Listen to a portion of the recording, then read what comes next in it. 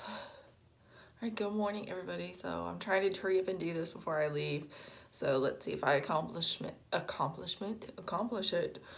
So I read Proverbs 3 and I can already tell it's getting into what I said. There's just like so much good stuff that it's going to be hard to do this. So the verses that I just picked out particularly, there's a whole bunch of them I liked in there. But these are more about teaching you because it's more about more wisdom. And these are teaching you things. If you do this, expect this. Excuse me. So Proverbs 3, verses 3 and 4, it says, "Let love and faithfulness never leave you. Bind them around your neck. Write them on the tablet of your heart. Then you will win favor and a good name in the sight of God and man." So it's talking about putting love and faithfulness, binding it around your neck, putting it in your heart. And then you're going to win favor and a good name with God and man. Not just God, but man too. And there's another scripture that talks about a good name is rather to be chosen than great riches. So it's about having a good name is way better than having money. I mean, you can always get money, but you can't always have a good name for yourself. Like you can't always have people like, say, oh, she's this, she's that, he's this, in good reference, saying good things as opposed to saying, yeah, he's got money, she's got money. What is that? How different are you than anybody else with money? So it's better to have a good name, meaning people speak highly of you, than to have money. Verses 7 and 8, it says, "Do not be wise in your own eyes. Fear the Lord and shun evil. This will bring health to your body and nourishment to your bones." And if we listen and adhere to, if we put into action, I guess I'll say, the things that are in the Bible like this, it says, don't be wise in your own eyes. So don't have an ego. Don't think you're better than what you are. Have that fear of God and shun evil, then you're going to bring health to your body and nourishment to your bones. Seems simple enough, right? We make everything hard. Verse 27, "Do not withhold good from those who deserve it when it is in your power to act." And I thought about this verse because with baby girl, like I don't know what God wants me to do. I don't know what I'm supposed to do. I hate to see people suffer. I don't care who it is, even if it's my worst enemy. I don't even know that I have a worst enemy anymore. I can think of people who strongly don't like me, but to me, they're not really my enemy. So, it says, "Do not withhold good from those who deserve it when it's your power to act." So if you can do something about it, do it. That's what it says to me, right? If you see that homeless person on the street and you have money, I'm not telling you you have to give them money. If they're hungry, ask them if they want something to eat. Go buy them something to eat. What is it to you to spend $3, $5 on getting them something to eat, or get them a cup of coffee because it's cold outside and they'll drink coffee, whatever. I hate coffee, but whatever. I'm just giving you examples. What is it to you to help someone, that cleans at your job? I've said this before. What is it to you to pick up something on the floor, to save them time? What is it to you I'm trying to think of something, hold a door open for someone? I mean, just simple stuff. I mean, how hard is it to do? How hard is it to say a good word to someone, to encourage someone? It says, "Do not withhold good from those who deserve it when it is in your power to act." Well, it does say those who deserve it. Well, I'm not trying to contradict the Bible, but who really deserves anything? Anyways, next verse, we'll go on because that popped to me. Verse 30, it says, "Do not accuse a man for no reason when he has done you no harm." So don't accuse people when they haven't done anything to you. Hello, I could say that to someone right now about me. Anyways, it was only one question. I didn't even know there were so many good verses in here. I didn't know what to pick because a lot of it was just asking questions about the verses and wasn't really geared towards any subject or theme or anything like that. So the one question says, "How do you gauge success?" And this is what I put, and I'm going to try and just read what I wrote.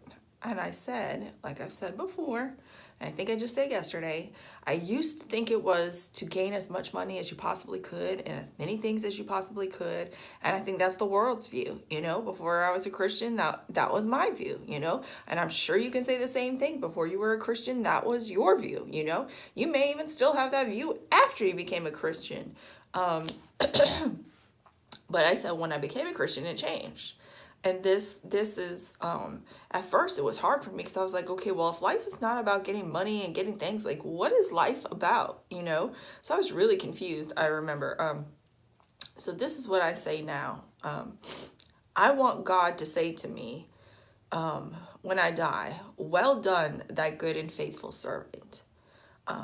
I try my best to please God, not others. I like for others to be happy, but my goal is not for them to be happy. It's for God to be happy, to be pleased with me.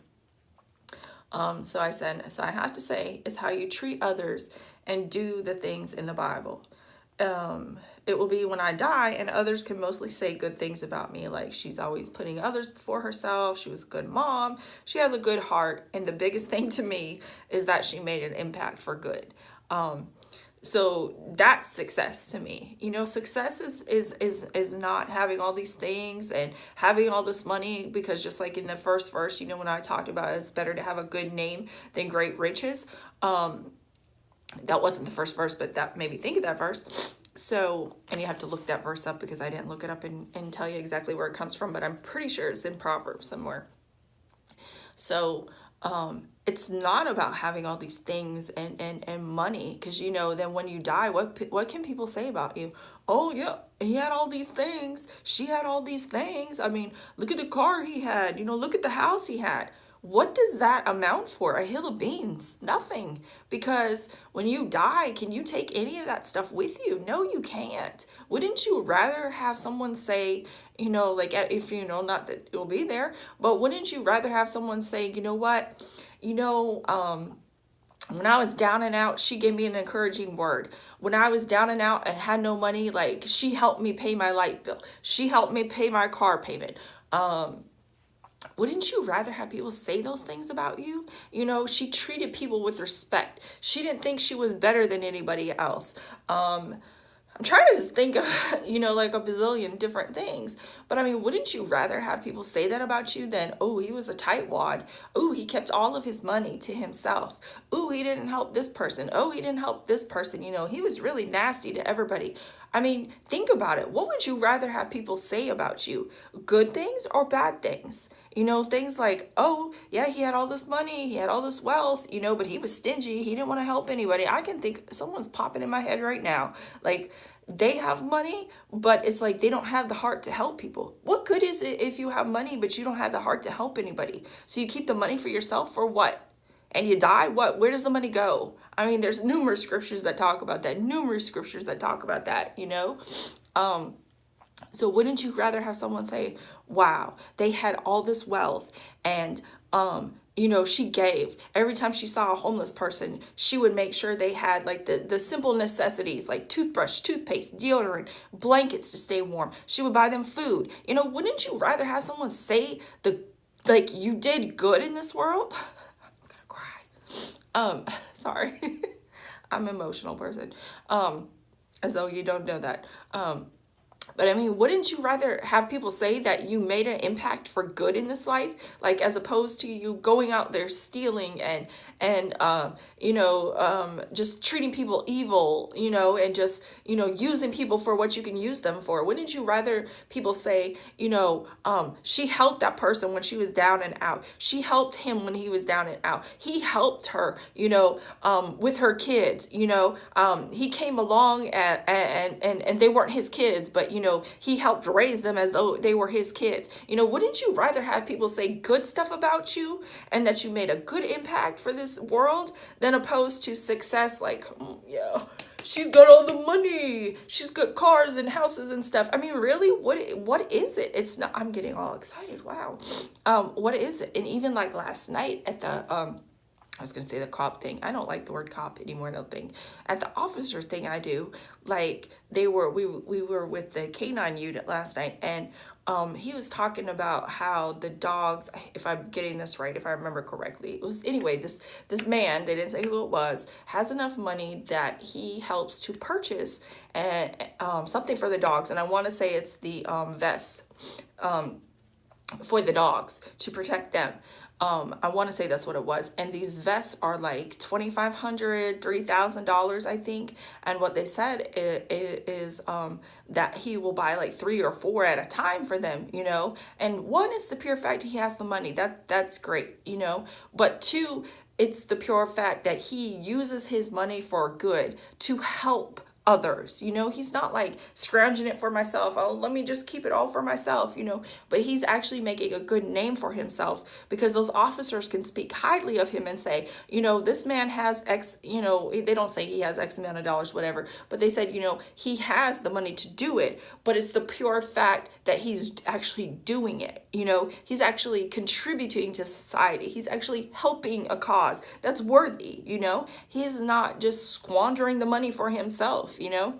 Wow, okay, this one really touches me and it gets me all excited, because there's a lot of things that upset me, I'll say that, but I can't think of anything right now off the top of my head that makes me more mad than someone who has money and they can't help. You know what I'm saying? Like, if I say too much, then I'll give the individual away. Anyways, but I mean, there was certain circumstance like where I gave and I didn't really have to give, but I just did it anyway. You know, what is it to me? I love buying Christmas presents. Oh God, I hope this doesn't make people know who it is. But I love buying Christmas presents, because when I was a child, I was so poor. Like I told you all that. And my mama did the angel tree thing, you know.